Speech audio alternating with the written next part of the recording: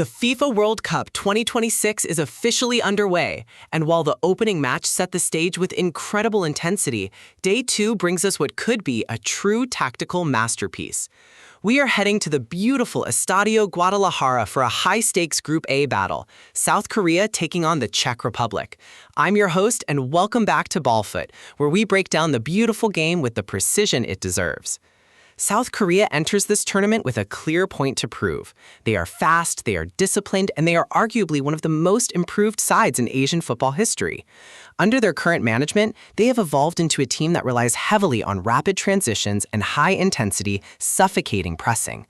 They don't just want to participate in this World Cup, they want to dictate the tempo against European opposition. Their movement off the ball is designed to pull defenders out of position, creating pockets of space for their creative players to exploit. They are a team that loves to keep the ball on the ground, using quick, short passing combinations to bypass opposition lines. On the other side of the pitch, we have the Czech Republic. If South Korea is the lightning of this matchup, then the Czech Republic is undoubtedly the shield. They are a tactical wall. They aren't interested in playing flashy football, they are interested in being brutally efficient. They rely on their physical dominance, particularly in set-piece situations, and a defensive structure that is notoriously difficult to break down. They thrive when the game becomes scrappy. They love to force their opponents into long ball duels, knowing that their defensive pairing has the height and aerial dominance to win almost every challenge. For the Czechs, keeping a clean sheet is the foundation upon which they build every victory. The key battleground in this game is undeniably the midfield. For South Korea, everything revolves around their movement and their ability to keep the ball moving forward. They must avoid getting sucked into physical, shoulder-to-shoulder duels with the larger Czech midfielders. If South Korea can manage the pace of the game and keep the ball on the deck, they will force the Czechs to chase shadows, eventually tiring them out. However, if the Czech Republic manages to force this into a slow, tactical, and physical game, the odds swing significantly in their favor. Let's talk about the key players you need to keep an eye on. For the South Koreans, all eyes are on their captain and their creative hub. He acts as the team's engine, dropping deep to pick up the ball and driving forward with purpose. If he can find those tiny pockets of space between the Czech defensive and midfield lines, he will create scoring chances for his teammates. On the other side, for the Czechs, their veteran center-back pairing will be the absolute backbone of their strategy.